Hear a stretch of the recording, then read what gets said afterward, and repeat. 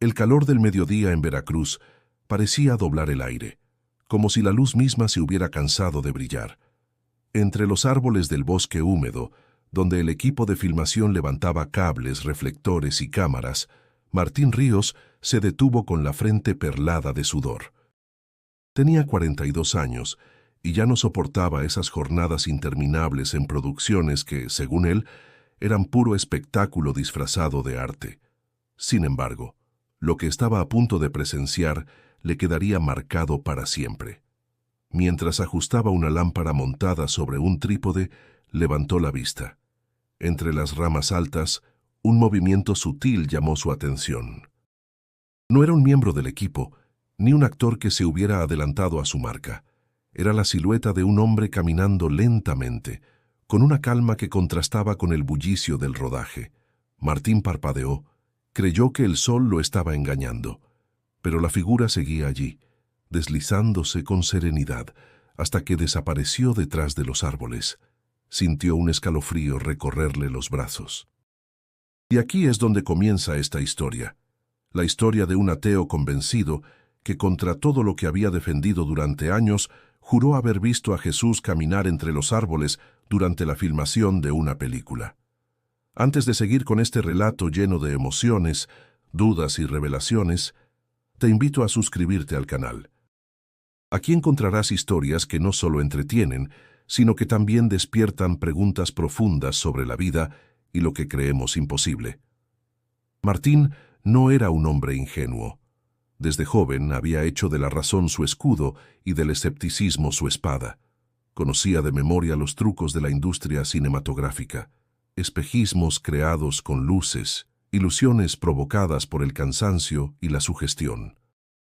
«Lo que vi no fue real», murmuró entre dientes, regresando al reflector que estaba instalando. Pero su voz sonó débil, como si ni él mismo pudiera creerse. A su alrededor, la vida en el set seguía como de costumbre. Técnicos gritaban instrucciones, el director gesticulaba con desesperación porque el clima amenazaba con arruinar la toma, y los actores repasaban sus diálogos en silencio. Nadie parecía haber notado lo que él había visto. Esa indiferencia lo hizo sentir más inquieto, como si un secreto se hubiera posado sobre sus hombros. Se encendió un cigarro a escondidas, buscando apaciguar la tensión. Mientras el humo se mezclaba con la humedad del bosque, recordó con ironía lo que su madre solía decirle: «Dios siempre se manifiesta cuando menos lo esperas». Martín rió entre dientes, pero su risa sonó hueca. Hacía años que no pensaba en esas frases, y sin embargo, en ese instante, le dolió recordarlas.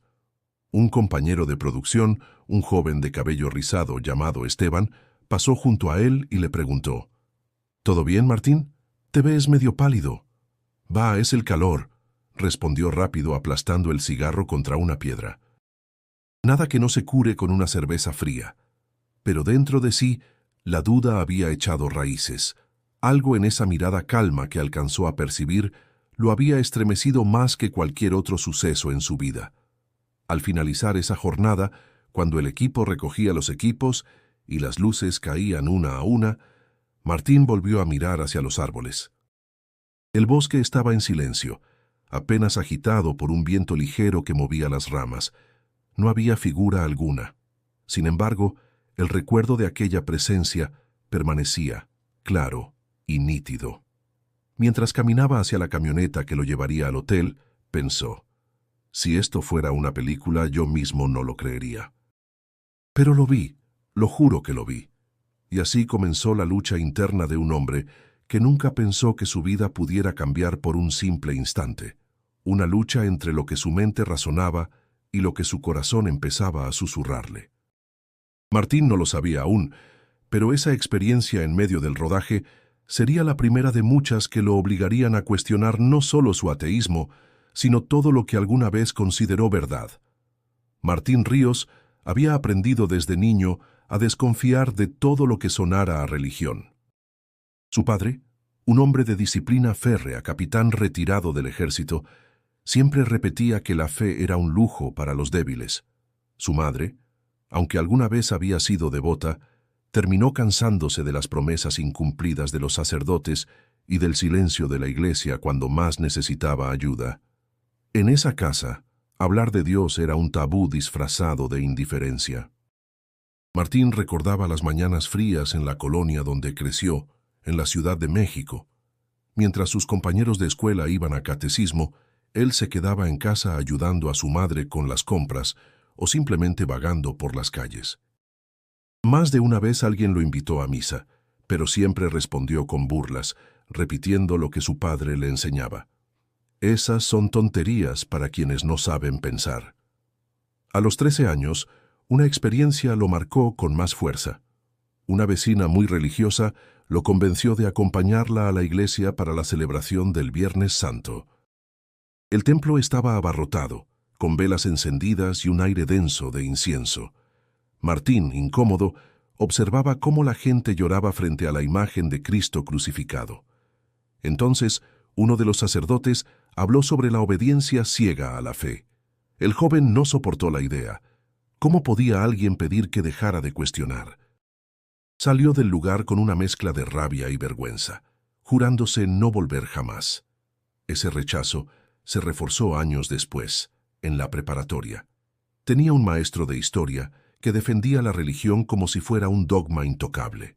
Martín, con su carácter rebelde, comenzó a debatir en clase citando filósofos que había descubierto por curiosidad.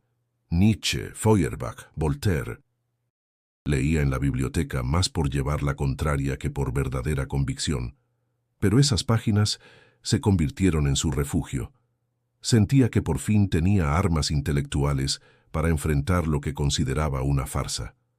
Cuando ingresó a la UNAM para estudiar filosofía, el ambiente terminó de moldearlo. Allí encontró un círculo de amigos que compartían el mismo escepticismo. Pasaban noches enteras en cafeterías del centro discutiendo sobre la inexistencia de Dios, riendo de lo que llamaban supersticiones populares. Martín se sentía en casa, inteligente, libre y, sobre todo, inmune a cualquier intento de manipulación religiosa. Sin embargo, había algo que nunca confesaba. En la intimidad, a veces se descubría con un hueco extraño en el pecho. No lo llamaba vacío espiritual, porque detestaba esa palabra, pero lo sentía como una incomodidad persistente, una especie de silencio que ninguna lectura lograba llenar. Cuando estaba rodeado de amigos, ese malestar desaparecía, pero en la soledad de su cuarto regresaba con fuerza. Su madre, ya entrada en años, notaba ese desencanto, aunque nunca se atrevía a mencionarlo directamente. Solo una vez durante una cena le dijo: «Hijo, no te cierres a lo que no entiendes. No siempre hay que tener pruebas para todo». Martín respondió con sarcasmo: «Mamá, creer en lo invisible es lo mismo que engañarse. Prefiero vivir con los ojos abiertos». Ella bajó la mirada y no insistió. Ese era el hombre que con los años entró al mundo del cine, no por vocación espiritual, sino por oficio. Encontró en la iluminación y en el montaje un espacio donde las sombras y las luces dependían de cálculos precisos, no de misterios inexplicables. «Aquí nada es magia, todo es técnica», repetía con orgullo a los aprendices, pero lo que no sabía es que, tarde o temprano, la vida se encargaría de poner a prueba esa armadura de escepticismo que había construido con tanto empeño. La figura que creyó ver en el bosque era apenas un recordatorio de que, por mucho que se intentara huir, el pasado y las heridas no resueltas siempre encontraban el modo de regresar. La llamada llegó un martes por la tarde, cuando Martín apenas terminaba de revisar unos equipos de iluminación para un comercial de televisión. El número desconocido en la pantalla de su celular lo hizo dudar antes de contestar. Una voz con acento extranjero se presentó como asistente de producción de una coproducción italo-mexicana que buscaba técnicos experimentados. El proyecto, una película sobre la pasión de Cristo, que se rodaría en distintas locaciones de México. Martín no pudo evitar reírse en cuanto escuchó el título. «¿De veras necesitan un ateo para iluminar a su Mesías?», dijo con ironía. Pero cuando la asistente le mencionó la paga y la magnitud del proyecto, su burla se transformó en interés. el trabajo prometía meses de estabilidad económica, además de la oportunidad de trabajar con un director reconocido en Europa. Al llegar a la primera junta de producción en la Ciudad de México, el ambiente era un caos organizado. El director, un italiano de carácter enérgico llamado Alessandro Conti, hablaba en una mezcla de español atropellado e inglés, moviendo las manos con desesperación. «Quiero realismo», gritaba. «Quiero que el público huela la sangre, sienta el polvo y crea que está en Jerusalén». Martín observaba todo con escepticismo. Las mesas estaban repletas de bocetos de vestuario, planos de cámaras y montones de papeles con citas bíblicas. Los actores italianos y mexicanos apenas se conocían y el choque cultural se sentía en cada gesto. Algunos rezaban en silencio antes de empezar la lectura del guión, mientras otros murmuraban chistes en voz baja. Fue en ese contexto donde Martín comenzó a destacar, no por devoción sino por su eficacia. Mientras los demás discutían sobre el simbolismo de cada escena, él se enfocaba en resolver los problemas técnicos. Ajustaba cables, calibraba reflectores y solucionaba fallas que habrían retrasado horas de rodaje. Sin embargo, su carácter sarcástico no tardó en chocar con los más creyentes. Una tarde, mientras revisaba los filtros de color, uno de los actores mexicanos, un hombre llamado Julián que interpretaba a Pedro, le comentó: «¿Sabías que todo este proyecto es una forma de evangelizar?» Martín bufó y respondió: «Yo pensé que era una forma de pagar la renta». El comentario provocó carcajadas en algunos técnicos, pero dejó a Julián con el ceño fruncido. Alessandro, el director, se dio cuenta de inmediato de la actitud de Martín. En lugar de reprenderlo, lo retó frente a todos. «Si no crees en nada, al menos cree en la fuerza de las imágenes. El cine no es religión, pero puede mover almas». Martín se encogió de hombros, sin tomar en serio las palabras. Para él, todo aquello era solo un espectáculo con más presupuesto que los proyectos a los que estaba acostumbrado. Pero poco a poco, el ambiente empezó a afectarlo. Ver cómo los actores se sumergían en sus papeles con tanta intensidad le resultaba desconcertante. Algunos lloraban al ensayar diálogos, otros pasaban horas en silencio preparándose antes de cada toma. Había una seriedad y un respeto que Martín no terminaba de comprender. Lo más extraño era la convivencia diaria. A pesar de las tensiones, el equipo cenaba junto después de cada jornada. En esas mesas largas de comida improvisada, donde se mezclaban platillos mexicanos con pasta italiana, las conversaciones giraban en torno a la fe, la culpa y la redención. Martín, siempre con su cerveza en mano, se mantenía al margen, lanzando comentarios sarcásticos que provocaban risas incómodas. Sin embargo, en el fondo comenzaba a sentir una ligera incomodidad. Aunque se negaba a admitirlo, algo en ese grupo de personas que creía con tanta fuerza despertaba una duda sutil, como una espina que no lograba sacarse. Esa noche, mientras regresaba a su cuarto de hotel en el centro histórico de Puebla, caminó entre las calles empedradas iluminadas por faroles amarillentos. El eco de sus pasos lo acompañaba, y en su mente resonaba la frase de Alessandro: «El cine puede mover almas». Martín rió para sí mismo, pero su risa sonó hueca, como si no estuviera tan convencido de que tenía razón. El primer día que Martín vio a Paolo, el actor que interpretaría a Jesús, le sorprendió su apariencia serena. No era la típica estrella arrogante que exigía privilegios en el set. Tenía unos ojos claros que parecían observar con calma incluso en medio del caos. Vestía sencillo, siempre con una camisa blanca y un par de jeans gastados, como si la fama o el prestigio no fueran con él. Durante el almuerzo, mientras todos se apretujaban alrededor de las mesas improvisadas, Paolo se sentó junto a Martín sin ceremonia. «Me han dicho que eres el mejor con las luces», comentó en un español pausado, con un ligero acento italiano. Martín levantó la vista del plato de frijoles que comía distraídamente. «Soy bueno con los reflectores, pero no hago milagros», contestó con sarcasmo. Paolo sonrió sin molestarse. «No hablo de milagros, hablo de precisión. A veces la luz correcta puede revelar más que un discurso entero». Martín se encogió de hombros, pero la tranquilidad con la que el actor hablaba le desconcertaba. En los días siguientes, notó que Paolo no solo se concentraba en su papel, también se acercaba a los técnicos, preguntaba por sus familias, compartía pan o café en las pausas. Era distinto. Una tarde, mientras revisaban los preparativos para la escena de la última cena, Paolo se quedó observando el montaje de luces.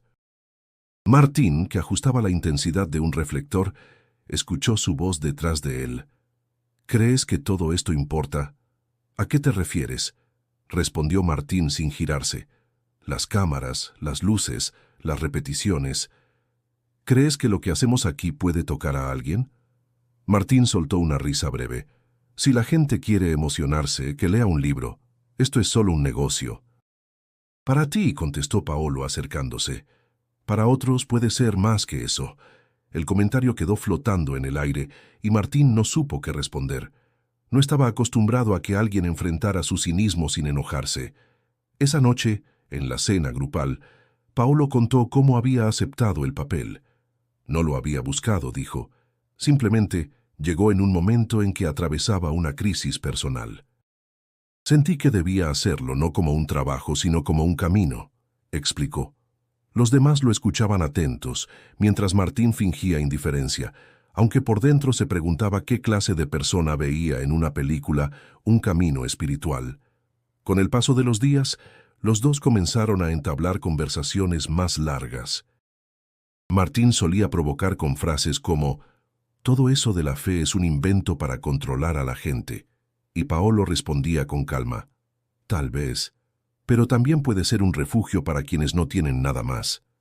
Esos intercambios no eran discusiones violentas, sino diálogos que terminaban con silencios prolongados, como si cada uno guardara algo sin admitirlo. Martín empezaba a respetar al actor, aunque no compartiera nada de lo que decía. Una tarde, mientras terminaban de filmar una escena en el Zócalo de Puebla, Paolo se le acercó y le puso una mano en el hombro. «No me importa si no crees», le dijo. «Solo te pido una cosa, respeta lo que para otros significa». Martín lo miró sorprendido. No era un reproche, sino una petición sincera. Asintió en silencio, consciente de que aquella promesa de respeto sería más difícil de cumplir de lo que pensaba. Esa noche, mientras regresaba a su habitación, Martín repasaba en su mente cada palabra. Se preguntaba por qué Paolo, en lugar de imponer sus creencias, simplemente le pedía respeto. Ese gesto tan simple había calado más profundo que cualquier sermón que hubiera escuchado en su vida. Lo que Martín aún ignoraba era que esa semilla de respeto sería el inicio de un cambio mucho más grande, un cambio que ni él mismo habría imaginado. La rutina del rodaje se volvió cada vez más intensa. El calor húmedo de Veracruz, los mosquitos, los cambios de clima repentinos y las exigencias de Alessandro desgastaban al equipo. Martín, acostumbrado a trabajar bajo presión, intentaba mantener la calma, pero empezó a notar cosas que no podía explicar con la misma facilidad con que resolvía un cable suelto o un reflector dañado. Una mañana, mientras ajustaba la iluminación para la escena del Sermón de la Montaña, uno de los reflectores se apagó sin razón aparente. Revisó cables, fusibles y conexiones. Todo estaba en orden. Lo reemplazó por otro y volvió a fallar. Frustrado, murmuró una maldición, pero cuando levantó la vista, notó algo extraño. A unos metros, varios extras permanecían en silencio, como si esperaran que alguien hablara. No era parte de la escena, solo era un ensayo, y sin embargo había un aire solemne que lo erizó. Por la noche, el sueño no lo dejó descansar. En sus pensamientos apareció un jardín oscuro, iluminado apenas por la luz de la luna. Un hombre de rodillas lloraba, sus manos cubiertas de tierra. Martín no entendía por qué veía eso. Nunca había leído la Biblia ni conocía detalles de esos relatos. Despertó sudando, con el corazón acelerado, y encendió un cigarro para sacudirse la sensación. «Es el cansancio», se dijo, pero la claridad de esas imágenes lo perturbaba. El día siguiente lo llevó a enfrentar otro recordatorio de su pasado. Recibió una llamada de su hermana desde la Ciudad de México. Su madre, enferma desde hacía meses, estaba empeorando. La noticia lo golpeó con fuerza.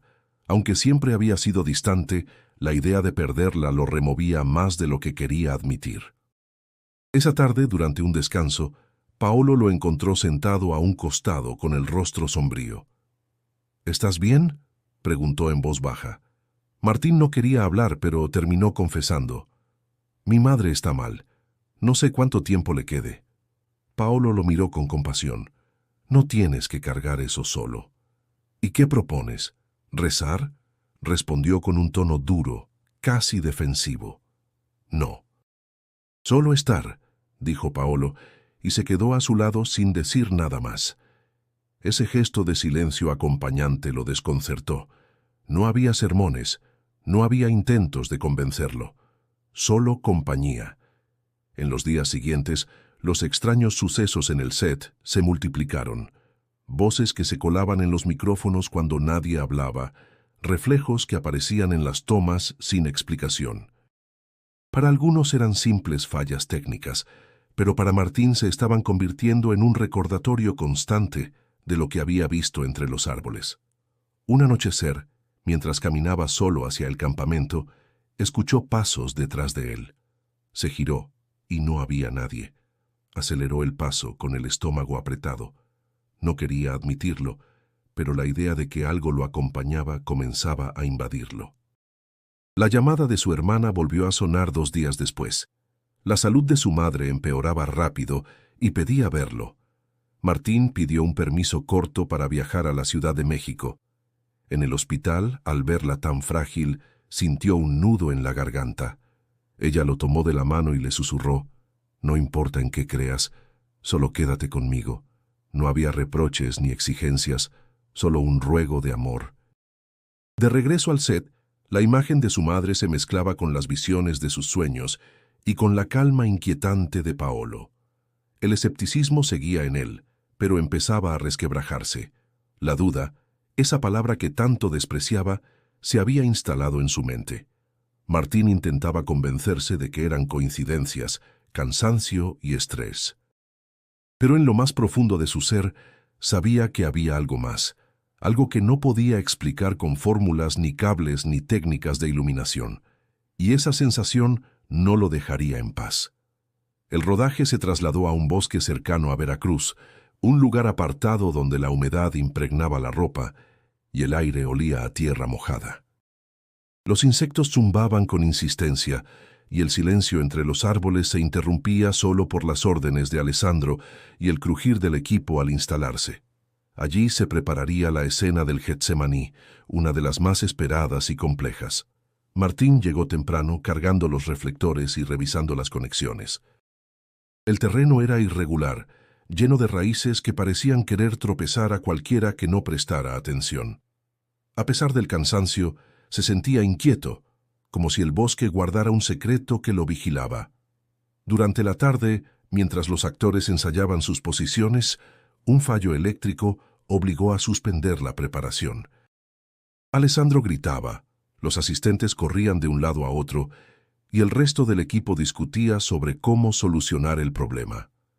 Martín, con la paciencia agotada, decidió quedarse solo para ajustar la iluminación en un punto apartado, justo en medio de los árboles más densos. El sol comenzaba a caer y las sombras se alargaban. Con el reflector en la mano, Martín se detuvo un momento para recuperar el aliento. Fue entonces cuando lo sintió, una calma extraña, un silencio repentino que lo envolvió por completo. Los grillos se habían callado, el viento se detuvo, alzó la vista y allí, entre los troncos, vio una figura caminando lentamente. No era un técnico, tampoco un actor en vestuario. La silueta se deslizaba con naturalidad, como si no le pesara el suelo húmedo. Tenía el porte erguido, los brazos relajados y un andar sereno. Martín quedó paralizado, con el corazón golpeándole las costillas. La respiración se le entrecortó.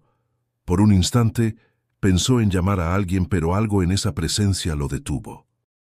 La figura se giró apenas, y aunque no distinguía claramente el rostro, La sensación fue inconfundible: calma, paz, un peso invisible que lo obligaba a bajar la mirada. No había miedo, sino una mezcla de respeto y desconcierto. Sus manos temblaban y el reflector cayó al suelo con un golpe seco. «¿Quién anda ahí?», preguntó con voz áspera, casi un gruñido. El silencio fue la única respuesta. La figura desapareció detrás de los árboles, como si se hubiera disuelto en la penumbra. Martín dio unos pasos, pero no encontró a nadie, ni huellas, ni ramas movidas, ni rastro alguno. Solo el eco de su propia respiración y el sonido lejano de las voces del equipo a lo lejos. Regresó al campamento con el rostro pálido. Un asistente le preguntó si estaba bien, y él respondió con brusquedad: «Todo bajo control. El problema eléctrico ya está resuelto». Nadie notó la tensión en su voz. El resto del rodaje transcurrió con normalidad aparente. Alessandro daba órdenes enérgicas, Paolo ensayaba con la intensidad de quien realmente sufría, y los técnicos corrían contra el tiempo. Pero Martín apenas podía concentrarse. Una y otra vez, su mente regresaba a lo que había visto. Cuando la jornada terminó y los demás recogían equipos, se quedó mirando fijamente hacia el bosque. Las sombras nocturnas se espesaban, y aunque no vio nada más, la sensación de haber presenciado algo imposible lo perseguía. Esa noche, en su habitación, encendió un cigarro tras otro sin lograr calmarse. Se repetía que estaba cansado, que el calor y la falta de sueño lo habían engañado, pero en lo más profundo de sí mismo sabía que aquello no había sido una ilusión. Lo que había visto era real, tan real como la tierra húmeda que aún sentía pegada en sus botas. Martín cerró los ojos y recordó la serenidad de aquella figura. Una calma que no provenía de este mundo, al menos no del mundo que él conocía. Al amanecer, Martín despertó con la sensación de haber dormido apenas unos minutos. El recuerdo de la figura en el bosque lo perseguía como un eco imposible de apagar. Caminó hasta el set con los ojos enrojecidos, decidido a callar lo que había visto. Si lo contaba, lo tomarían por loco o, peor aún, por alguien influenciado por las historias religiosas que tanto despreciaba. Mientras los técnicos armaban el equipo y los actores repasaban diálogos, Martín trabajaba en silencio, con una rigidez inusual. Esteban, el joven asistente de iluminación, lo observó con curiosidad. «Te noto raro. ¿Todo bien?», preguntó mientras cargaba un cable. «Estoy cansado nada más», respondió Martín con sequedad. No quiso añadir nada más. Durante el descanso, Paolo se acercó con una taza de café en la mano. «Pareces cargado», comentó en voz baja. Martín lo miró con recelo. «No soy de los que creen en malas energías. No hablo de eso. Digo que tienes algo dentro que no quieres soltar». El silencio de Paolo lo incomodaba más que cualquier pregunta directa. Había en su mirada una comprensión que irritaba y al mismo tiempo desarmaba. Martín quiso apartarse, pero Paolo continuó. «A veces ayuda a compartir lo que uno siente, aunque sea solo para escucharse a sí mismo». «No tengo nada que compartir», replicó Martín con brusquedad, y se levantó. En el fondo sabía que mentía. Algo dentro de él pedía gritar lo que había visto, pero el miedo a ser juzgado lo mantenía encerrado. Esa noche, en lugar de dormir, decidió encender la televisión del hotel para distraerse. Al cambiar de canal, se detuvo en una transmisión religiosa. Normalmente habría pasado de largo con un gesto de burla, pero esta vez se quedó mirando unos segundos. El predicador hablaba sobre las dudas como parte de la búsqueda humana. Martín apagó el televisor de inmediato, molesto consigo mismo por haber prestado atención.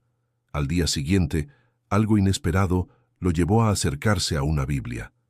En el área de vestuario, una costurera había dejado el libro sobre una mesa, abierto en el Evangelio de Juan. Martín, esperando a que le entregaran unas telas ajustadas, lo tomó casi por instinto. Leyó un par de líneas sin comprender del todo, pero lo suficiente para sentir una extraña resonancia en su pecho. Cuando la costurera regresó, él cerró el libro con brusquedad y lo dejó en su lugar. Nadie notó el gesto. Esa misma tarde, Paolo lo encontró de nuevo, esta vez mientras revisaban los últimos preparativos. «Martín, ¿alguna vez has leído estas historias?», preguntó con suavidad. «No creo en ellas. No te pregunté si creías, te pregunté si las has leído». Martín dudó un momento y, para su propia sorpresa, confesó: «Anoche leí unas líneas». «¿Y qué sentiste?». «Nada». Pero en su interior sabía que no era cierto. Había sentido algo que no podía nombrar. Paolo no insistió. Solo le entregó un papel arrugado donde había escrito una breve oración. «No necesitas rezarla. Solo léela cuando quieras». Martín guardó el papel en el bolsillo de su pantalón sin mirarlo. Fingió indiferencia, aunque el simple gesto le dejó un peso en el corazón. Al caer la noche, sentado solo en el balcón del hotel, sacó el papel y lo leyó. Eran apenas unas frases sobre encontrar paz en medio de la confusión. No había nada extraordinario, pero esas palabras lo acompañaron como un murmullo persistente. Por primera vez en años, Martín sintió que su armadura de cinismo se resquebrajaba. No estaba listo para admitirlo, ni siquiera ante sí mismo, pero algo había empezado a cambiar. Martín comenzó a vivir en un estado de contradicción constante. Por un lado, su razón seguía diciéndole que lo que había visto y sentido no era más que cansancio acumulado, coincidencias y sugestión. Por otro, algo dentro de él lo obligaba a preguntarse si en verdad había más de lo que siempre había negado. Cada noche, al regresar al hotel, se repetía frases de sus filósofos favoritos para convencerse: «Dios ha muerto. La religión es el opio del pueblo». Pero esas palabras, que en otro tiempo le parecían firmes como roca, ahora se sentían frágiles, como si fueran solo excusas para no aceptar lo que había comenzado a experimentar. Un viernes, mientras revisaban el montaje para una nueva toma, su viejo amigo Raúl apareció en el set. Se conocían desde la universidad y compartían un ateísmo militante, de esos que no solo negaban, sino que ridiculizaban la fe. Raúl trabajaba como periodista cultural y había conseguido un pase para entrevistar al director. Después de la entrevista, se encontró con Martín y fueron a beber unas cervezas en un bar cercano. Entre risas y recuerdos, Raúl lo notó distinto. «Oye, ¿qué te pasa?». «Estás callado. Tú eras el primero en burlarte de estas producciones». Martín dudó en responder, pero finalmente dijo: «He estado pensando cosas». «¿Pensando cosas?». Raúl levantó una ceja. «No me digas que te están lavando el cerebro esos fanáticos». Martín sonrió con incomodidad. «No es eso, solo hay momentos en que siento que tal vez hay algo más». Raúl lo interrumpió con una carcajada sonora. «No me digas, el ateo número 1 de la UNAM convertido en creyente de películas baratas. Esto sí que es material para una crónica». El tono burlón lo hirió más de lo que esperaba. «No lo entiendes, Raúl. No es que crea, es que... no sé cómo explicarlo». «No necesitas explicarlo. Es simple. Estás cansado, estresado y rodeado de gente supersticiosa. Ya sabes cómo funciona la sugestión». Martín bajó la mirada, atrapado entre la lealtad a su antiguo compañero de ideas y la sensación de que sus palabras no alcanzaban a describir lo que realmente sentía. Esa conversación lo dejó inquieto, como si hubiera traicionado algo, pero al mismo tiempo le provocó una distancia que ya no podía ignorar. En el set, su comportamiento también cambió. Se mostraba más callado, menos sarcástico. A veces lo encontraban observando a los actores con una expresión de desconcierto, como si intentara comprender qué era lo que los movía a entregarse con tanta devoción a sus papeles. Alessandro, al notarlo distraído, le gritaba: «Martín, concéntrate. Las luces no esperan a tus pensamientos». Él asentía y regresaba a su trabajo, aunque en el fondo la batalla seguía librándose dentro de sí. Las noches se volvieron más pesadas. Encendía un cigarro tras otro, tratando de llenar el vacío con humo. En ocasiones, sacaba del bolsillo el papel arrugado que Paolo le había dado y lo leía en silencio. No quería admitirlo, pero aquellas palabras le daban una especie de calma momentánea, como un respiro en medio de la tormenta. Una madrugada, incapaz de dormir, salió del hotel y caminó por las calles desiertas. La humedad impregnaba las paredes y los faroles iluminaban charcos que reflejaban la luz amarillenta. Allí, en esa soledad, murmuró en voz baja: «Si de verdad hay alguien, dime qué demonios quieres de mí». Nadie respondió, por supuesto, o al menos eso quiso creer. Pero el eco de sus propias palabras lo acompañó hasta regresar al cuarto. Martín comprendía que estaba atrapado en una encrucijada. No quería renunciar a la identidad que había construido durante toda su vida, pero tampoco podía negar las grietas que comenzaban a abrirse en su muro de escepticismo.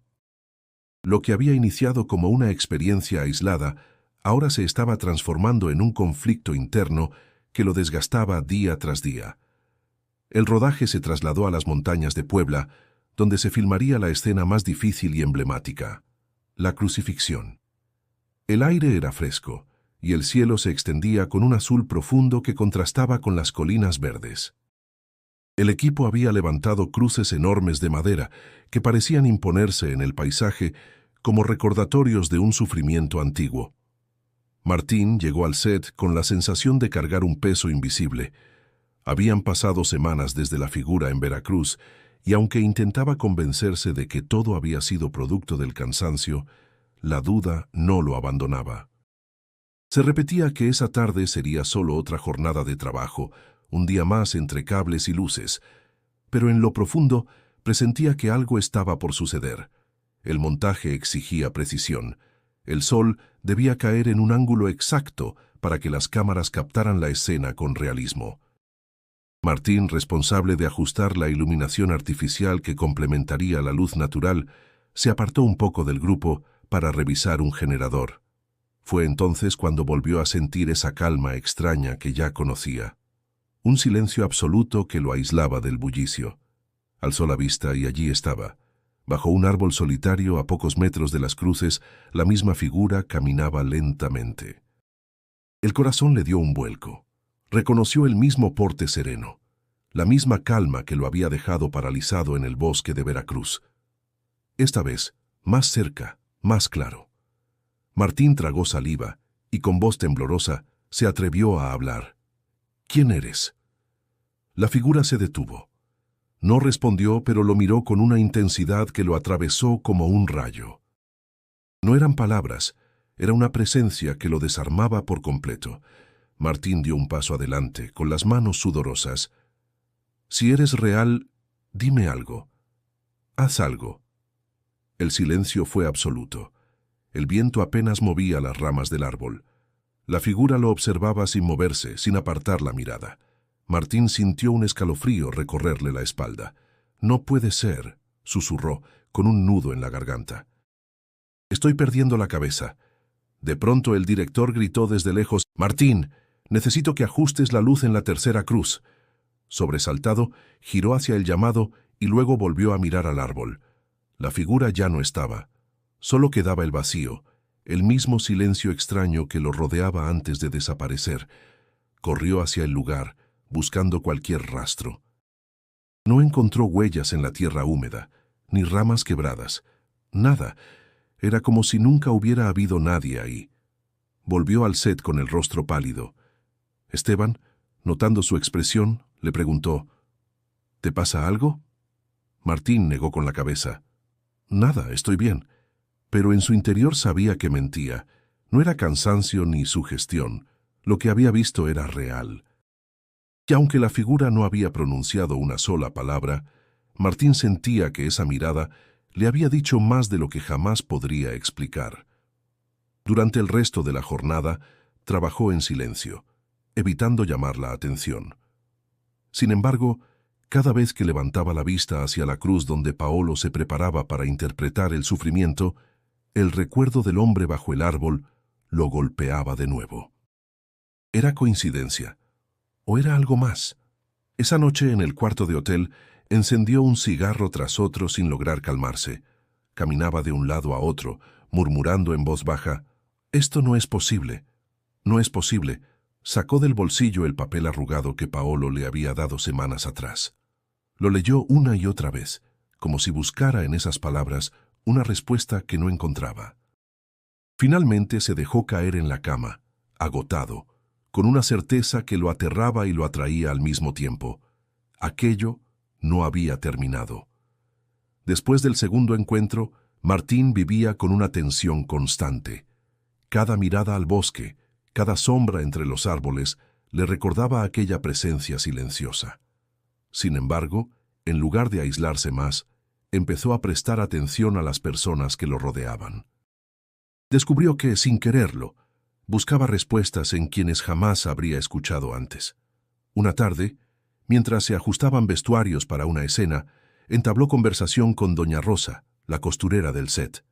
Era una mujer de manos curtidas y cabello canoso, siempre con una sonrisa tranquila. Mientras remendaba un manto le dijo: «Te he visto inquieto, hijo. ¿Qué es lo que traes en el corazón?» Martín, sorprendido, intentó disimular. «Solo es cansancio. Estas jornadas nos están matando». Doña Rosa lo miró con paciencia. «No es cansancio lo que traes en los ojos. Yo ya he vivido mucho y sé cuando alguien carga algo más». Martín dudó en responder, pero terminó confesando: «No lo entenderías». «Tal vez no, pero a veces no se trata de entender, sino de escuchar», replicó ella. Ese día, doña Rosa le contó su propia historia. De joven había perdido a un hijo en un accidente y durante años se sintió vacía, llena de rabia.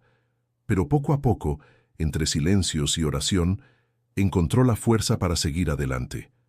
«No digo que el dolor desaparezca», explicó con los ojos humedecidos, «pero aprendí que no caminaba sola». Las palabras de la costurera golpearon a Martín con fuerza. No podía negar la sinceridad de aquella mujer. No eran sermones, eran cicatrices compartidas. Al día siguiente, mientras revisaba los reflectores, un niño del equipo técnico se le acercó. Se llamaba Emiliano, hijo de uno de los camarógrafos. Tenía unos 10 años y una curiosidad inagotable. «¿Tú haces que todo brille?», preguntó señalando las luces. Martín sonrió con ironía. «Algo así. Sin mí Jesús saldría en la oscuridad». El niño rió, pero luego se puso serio. «Mi abuela dice que la luz también está en las personas. ¿Tú tienes luz?» Martín se quedó sin palabras. «No sé, chamaco. Tal vez no». «Seguro sí», dijo Emiliano convencido. «Todos la tenemos, solo que a veces se esconde». Ese comentario, tan simple, lo desarmó más que cualquier discurso. Durante el resto de la jornada, no pudo dejar de pensar en la inocencia de aquel niño y en la certeza con la que hablaba. Esa noche, en la cena grupal, Paolo volvió a sentarse junto a él. Entre platos de arroz y tortillas calientes, le preguntó en voz baja: «¿Sigues leyendo lo que te di?» Martín asintió con un gesto cansado. «Sí, aunque no entiendo por qué lo hago». «No necesitas entenderlo todo», respondió Paolo. «A veces basta con dejar que las palabras te acompañen». Martín suspiró. «No quiero creer en algo solo por miedo o por costumbre». «Y no deberías», dijo Paolo. «Pero tal vez creer no es cerrar los ojos, sino abrirlos a lo que siempre estuvo allí». El silencio entre ambos fue interrumpido por el bullicio de los demás, pero las palabras de Paolo quedaron flotando en la mente de Martín. Esa noche, antes de dormir, sacó el papel de su bolsillo y lo dejó sobre la mesa de noche. No lo leyó, solo lo miró. Algo dentro de él había cambiado. No era fe, al menos no todavía, pero sí una disposición nueva: escuchar, observar, permitir que las historias de los demás lo atravesaran. Por primera vez en mucho tiempo, Martín sintió que su vida no era una sucesión de días vacíos. Había algo en el aire, una invitación silenciosa que lo empujaba a mirar el mundo con otros ojos. Y aunque no lo admitiera abiertamente, esa transformación ya había comenzado. La llamada llegó una mañana gris, justo cuando el equipo terminaba de desayunar en el hotel. La voz de su hermana sonaba quebrada al otro lado de la línea. La salud de su madre había empeorado drásticamente. Los médicos no sabían cuánto tiempo resistiría. Martín sintió que el suelo se deslizaba bajo sus pies. Durante unos segundos se quedó mudo, como si su garganta se hubiera cerrado. Solo alcanzó a responder: Voy para allá. Pidió permiso a Alessandro, quien al ver su rostro no hizo preguntas. Ve, la película puede esperar, dijo en tono seco, pero con una compasión oculta. Paolo se acercó y lo abrazó sin palabras. Esa breve presión en el hombro le dio un extraño alivio en medio del torbellino. El viaje de regreso a la Ciudad de México fue un trayecto interminable. A través de la ventana del autobús observaba los paisajes pasar. Montañas verdes, pueblos pequeños con plazas vacías, vendedores ambulantes en las carreteras. Todo parecía distante, como si viajara en un sueño. El cigarro que encendió a mitad del camino no logró calmarlo. Al llegar al hospital, encontró a su madre más frágil que nunca. Su piel se veía traslúcida, sus manos temblaban, y los ojos, aunque cansados, brillaban con una ternura que lo desgarró. Ella lo recibió con una sonrisa débil. «Sabía que vendrías», murmuró. Martín le tomó la mano, sintiendo los huesos prominentes bajo la piel. De pronto, recuerdos de la infancia lo invadieron. Las tardes en que ella lo acompañaba al parque, su risa cuando él hacía travesuras, las lágrimas silenciosas que alguna vez descubrió cuando discutía con su padre. Y también recordó las veces en que se burló de sus rezos, las veces en que la dejó sola en misa porque decía que era una pérdida de tiempo. El peso de la culpa lo hundió en silencio. Su hermana lo observaba desde un rincón, enrojecida de tanto llorar. «Mamá quiere que la acompañes a la capilla del hospital», le dijo. Martín frunció el ceño. «Tú sabes que yo no». «No es para ti», lo interrumpió ella. «Es para ella». Aquella frase lo dejó sin argumentos. Horas después, empujó la silla de ruedas de su madre hasta la pequeña capilla. El lugar estaba vacío, iluminado por vitrales que filtraban una luz suave. Su madre se persignó con dificultad y cerró los ojos en silencio. Martín, de pie a su lado, se sintió fuera de lugar, como un intruso en un territorio ajeno. Ella abrió los ojos y lo miró. «No tienes que rezar», susurró. «Solo quédate conmigo». Martín asintió, y por primera vez en muchos años no intentó burlarse ni poner excusas. Permaneció allí, en silencio, sintiendo el peso de ese instante. De regreso a la habitación, su madre le acarició la mano. «No importa lo que creas o no creas. Lo único que quiero es que no cierres tu corazón». Martín no respondió, pero aquellas palabras se grabaron en su mente como hierro candente. Esa noche, en la sala de espera, sacó de su bolsillo el papel con la oración que Paolo le había dado. Lo desplegó con cuidado y lo leyó en voz baja. No pidió milagros, ni pronunció un amén. Solo lo leyó, como si necesitara acompañar las palabras de su madre con algo más. Cuando regresó al set días después, sus compañeros notaron un cambio en él. Ya no había sarcasmo en sus bromas, ni cinismo en sus gestos. Había en su mirada una seriedad distinta, como si la enfermedad de su madre le hubiera mostrado que las certezas que defendía podían derrumbarse en un instante. Martín comprendía que no podía seguir huyendo. Algo dentro de él lo llamaba a enfrentar ese vacío que siempre había evitado. Y esta vez ya no estaba tan seguro de querer resistirse. El regreso al set coincidió con una jornada marcada por un ambiente inusual. El cielo amaneció cubierto de nubes densas, como si una tormenta se acercara, aunque los pronósticos anunciaban sol. El viento silbaba entre los cerros y hacía crujir las estructuras de madera levantadas para la filmación. Los técnicos se quejaban porque los cables fallaban, los micrófonos captaban interferencias extrañas y las cámaras parecían resistirse a funcionar. Alessandro estaba furioso, gritando órdenes en todos los idiomas que conocía. «Nada funciona. Hoy deberíamos filmar la escena más importante y parece que el universo conspira contra mí», vociferaba mientras pateaba una caja vacía. Martín intentaba mantener la calma, revisando una y otra vez las conexiones. Era como si cada cable estuviera correcto y, sin embargo, la electricidad no quisiera fluir. Mientras tanto, los actores aguardaban en silencio, vestidos con túnicas polvorientas, mirando hacia el cielo cargado de nubes. En medio del caos, Martín se detuvo frente a la cruz principal. No era más que madera trabajada por carpinteros, sin sangre ni historia real, y aún así lo estremeció. Sentía un peso extraño al mirarla, como si la madera misma cargara algo más que su propia densidad.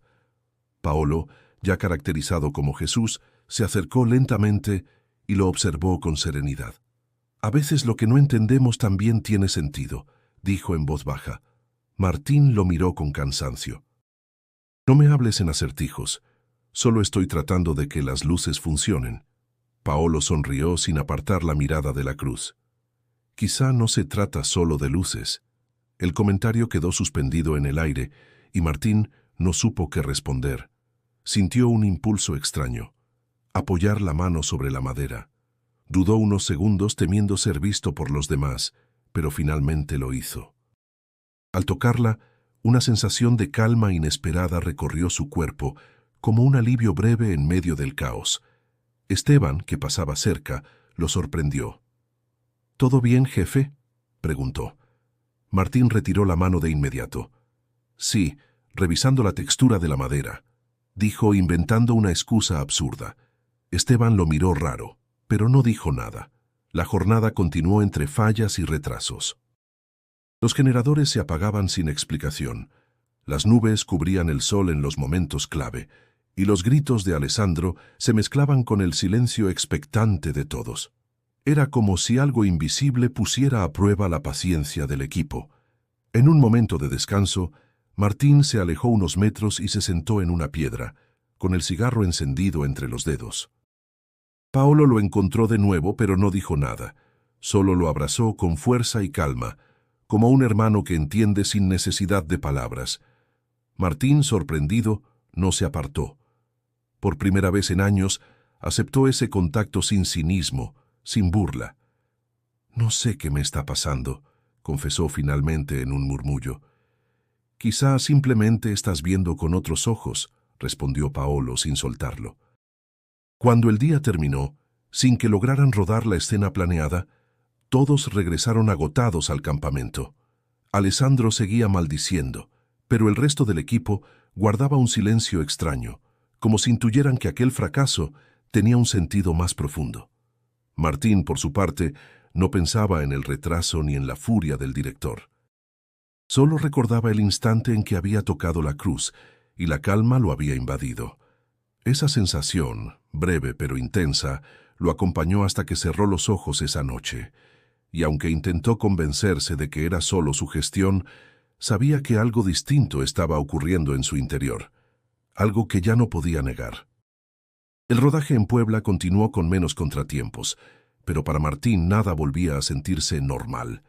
La figura bajo el árbol, la calma al tocar la cruz, la enfermedad de su madre, todo se mezclaba dentro de él como un remolino.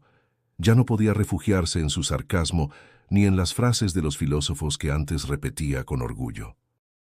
Había algo más fuerte empujando desde dentro, algo que pedía ser escuchado. Una mañana, mientras ajustaba las luces para una toma, Alessandro lo llamó aparte. Lo condujo hasta un rincón del set, lejos del ruido, y lo miró con severidad. «Ríos, eres de los mejores técnicos que he tenido, pero últimamente estás distraído». «He cumplido con mi trabajo», respondió Martín a la defensiva. «Sí, pero tus ojos están en otra parte. No sé qué viste o qué piensas, pero el cine necesita tu atención». Martín suspiró, cansado de fingir. «No es el cine lo que me distrae, es lo que está pasando aquí. No sé cómo explicarlo». Alessandro lo observó en silencio y luego dijo: «Yo tampoco soy un hombre de fe ciega, pero aprendí que la cámara puede mostrar cosas que los ojos no siempre ven. A veces lo que creemos ficción despierta verdades que estaban dormidas». Las palabras del director lo desarmaron. Por primera vez, alguien que no parecía religioso le confirmaba que el arte podía tocar dimensiones más profundas. Esa noche, después de la cena, Martín se sentó a solas con Paolo. Las brasas de una fogata iluminaban sus rostros. «Paolo», dijo con voz baja, «necesito decirte algo. He visto cosas que no sé cómo explicar. El actor lo miró en silencio, esperando. Primero en Veracruz, después aquí en Puebla. Y cuando toqué la cruz, sentí algo. No era miedo, no era ilusión, era paz. Paolo asintió lentamente. No necesitas llamarlo fe si no quieres. No se trata de etiquetas, se trata de experiencias. Pero yo siempre he sido el que se burla, el que niega todo. ¿Cómo voy a aceptar esto sin traicionarme a mí mismo? Tal vez no se trata de traicionarte, sino de conocerte mejor, respondió Paolo con calma. La duda no es un enemigo, es un puente. El silencio se extendió entre ambos, roto solo por el crepitar del fuego. Martín sentía que esas palabras le abrían un resquicio nuevo, un camino que nunca había querido recorrer. Días después, recibió otra llamada de su hermana. Su madre pedía verlo en la misa del hospital. Martín dudó, pero al final accedió. No como un creyente, sino como un hijo que ya no quería seguir alejándose. Esa decisión lo marcó. De vuelta al rodaje, algo cambió en su mirada. Seguía siendo el mismo técnico eficaz, pero ahora escuchaba más, observaba más. Se quedaba conversando con doña Rosa al final de la jornada, atendía con paciencia las preguntas ingenuas de Emiliano y hasta aceptaba discutir con Julián sin sarcasmo. Una tarde, mientras colocaba un filtro de luz, Esteban le preguntó: «Martín, ¿tú crees en todo esto que estamos haciendo?» Martín sonrió con honestidad. «No sé si creo, pero sí sé que ya no puedo mirar el mundo igual». Esa confesión le supo a liberación. No tenía todas las respuestas, pero tampoco necesitaba tenerlas. Comprendía que creer no era repetir dogmas, sino abrirse a lo inexplicable sin miedo. Cuando terminó el día, volvió a leer el papel arrugado que Paolo le había dado. Esta vez no lo leyó como un experimento, sino como alguien que acepta acompañarse de palabras que antes habría despreciado. Martín entendía que no había llegado al final del camino.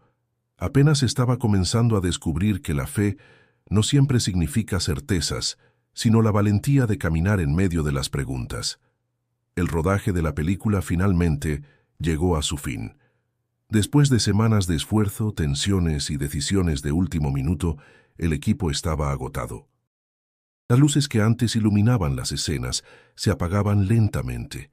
Los cables se enrollaban con cansancio y las conversaciones entre los actores ya no giraban alrededor de las escenas, sino de los recuerdos y las despedidas. Martín caminaba por el set con la sensación de estar dejando atrás más que una simple producción.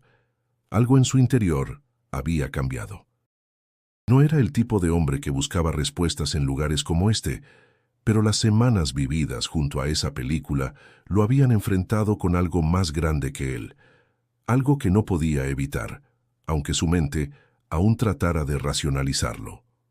Una tarde, mientras el equipo desmontaba las últimas estructuras de madera, Paolo se acercó a Martín. El actor ya no usaba su vestuario de Jesús, pero su presencia parecía tan serena como cuando interpretaba al Mesías. «¿Te vas pronto?», preguntó con la voz suave. Martín asintió, aunque sabía que aún no estaba listo para irse. Algo lo retenía aquí, algo que no podía dejar sin explorar. «No sé qué hacer con todo esto que siento», admitió Martín, con la mirada perdida entre los restos del set. «No tienes que hacer nada, Martín, solo sigue caminando», respondió Paolo. «¿Y si no sé a dónde voy? Entonces, camina hacia donde el camino te lleve. La respuesta no siempre está al final, a veces solo está en el paso siguiente». Martín lo miró fijamente, sintiendo cómo esas palabras se grababan en su mente. No era un consejo religioso, era una invitación a aceptar lo incierto, a no tener miedo de las dudas que aún le rondaban. Era una invitación a caminar sin tener todo claro. Esa noche, mientras se despedía del equipo, alguien mencionó la proyección de las primeras imágenes de la película. El público estaría en el teatro al día siguiente, y el equipo iría como un acto de clausura. Martín no tenía mucha intención de asistir, pero algo en él lo hizo cambiar de idea. Decidió ir, aunque solo fuera por cortesía, por estar con los demás una última vez. En el teatro, las luces se apagaron y las imágenes de la película comenzaron a proyectarse. Martín se sentó en la última fila, sintiendo cómo el calor de la sala lo rodeaba. No era una película como las que solía ver, ni siquiera una que pensara que fuera importante. Pero al ver a Paolo en pantalla, al ver el sufrimiento y la serenidad de su personaje, algo en su interior se removió. No se trataba de la historia, ni de los efectos especiales. Era algo en el aire, algo que no podía explicar, algo que había tocado su vida sin que él lo buscara. Mientras la película avanzaba, vio por un momento la figura de Jesús de nuevo. No era un espejismo, no era una ilusión. Era la sensación de que algo más grande que él había estado presente todo el tiempo, solo que él nunca había querido verlo. Al final de la proyección, Alessandro agradeció al equipo y a todos los colaboradores. Pero Martín, mientras aplaudía sin mucho entusiasmo, pensó en lo que había vivido. Ya no veía las cosas de la misma forma, ni el cine, ni la religión, ni la vida misma. Todo parecía tener un matiz diferente. Esa noche, en su habitación del hotel, se sentó frente al espejo mirando su propio reflejo. No era un hombre diferente, no de forma radical, pero sí lo era en su interior. Ya no se sentía vacío ni incompleto, aunque aún había muchas preguntas. Al menos ahora podía admitir que no todas las respuestas tenían que ser racionales o inmediatas. Algunas preguntas necesitaban tiempo y tal vez, solo tal vez, era hora de aceptar esa incertidumbre. En ese momento se permitió sonreír. Por primera vez, no tenía miedo de las dudas. El último día en el set fue más tranquilo de lo que Martín había esperado. Aunque los equipos ya se habían desmontado y las maletas estaban listas para ser empacadas, había una sensación de cierre en el aire, algo que no podía describir con palabras. Cada rincón del lugar parecía impregnado con algo más que recuerdos de la filmación. Martín caminaba entre las sombras del set, revisando detalles finales, pero su mente ya estaba en otro lugar. Esa mañana, al despertar, había tenido una de esas rarezas que solo ocurren cuando el mundo parece detenerse por un segundo. Recordó el rostro de su madre en el hospital, la fragilidad de sus manos, la serenidad que había sentido al quedarse a su lado, simplemente sin hacer nada. Recordó las palabras de Paolo, la costurera, incluso las preguntas de Emiliano. Todo había comenzado a encajar de una manera extraña. No sabía si estaba listo para aceptar todas esas respuestas, pero sentía que, al menos, había encontrado un camino. Un camino de preguntas, sí, pero también de paz. El sol se filtraba a través de las cortinas del hotel, iluminando el pequeño escritorio donde había dejado el papel arrugado de Paolo. Aunque no lo miraba, su presencia seguía allí, en cada esquina del cuarto. Martín se acercó a la mesa, lo tomó y lo leyó nuevamente. No había nada extraordinario en las palabras, solo una oración sencilla. Pero por alguna razón, esas palabras ya no le parecían vacías.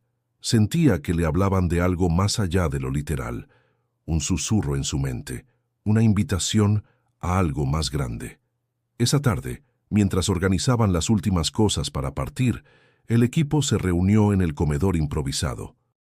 Todos compartían historias sobre el rodaje, intercambiaban teléfonos y se despedían como si no fuera el final de algo más profundo. En medio de la charla, Martín se encontró con Alessandro. El director lo miró durante unos segundos antes de hablar. «Hoy es el último día, ¿verdad?», preguntó Alessandro con una sonrisa que tenía algo de despedida en ella. Martín asintió. «¿Y ahora qué vas a hacer?», preguntó como si ya conociera la respuesta. «No lo sé», admitió Martín con sinceridad, «pero creo que es hora de dejar de huir de las preguntas». Alessandro sonrió. «Esa es la mejor respuesta que he escuchado en mucho tiempo. A veces, las mejores historias no están en lo que se ve en la pantalla, sino en lo que se guarda dentro». El abrazo de despedida entre ellos fue más que un simple gesto de cortesía. Era el reconocimiento de un cambio, de una transformación silenciosa, pero profunda. Martín no necesitaba explicarlo todo. No necesitaba tener las respuestas. Ya no sentía la necesidad de demostrar que tenía razón. Esa misma noche, cuando finalmente subió al autobús que lo llevaría de regreso, Martín miró por la ventana. El paisaje pasaba ante él, pero su mente estaba en otro lugar. Había dejado atrás un proyecto, pero lo que había aprendido allí no lo dejaría nunca. La paz que había sentido en aquellos momentos de duda ya no era un misterio. Había encontrado una clase de fe, no en las certezas, sino en las preguntas. A medida que el autobús avanzaba, comenzó a llover suavemente. El sonido de la lluvia lo tranquilizó, como si el mundo estuviera finalmente a su ritmo. Martín cerró los ojos por un momento, y aunque aún había muchas incógnitas, algo dentro de él le dijo que estaba en el camino correcto. No sabía qué le depararía el futuro, ni si volvería a tener las mismas dudas o certezas. Pero por primera vez en mucho tiempo, no le temía a la incertidumbre. De alguna forma, el viaje había sido hacia su interior, y no necesitaba más respuestas. Solo necesitaba seguir caminando.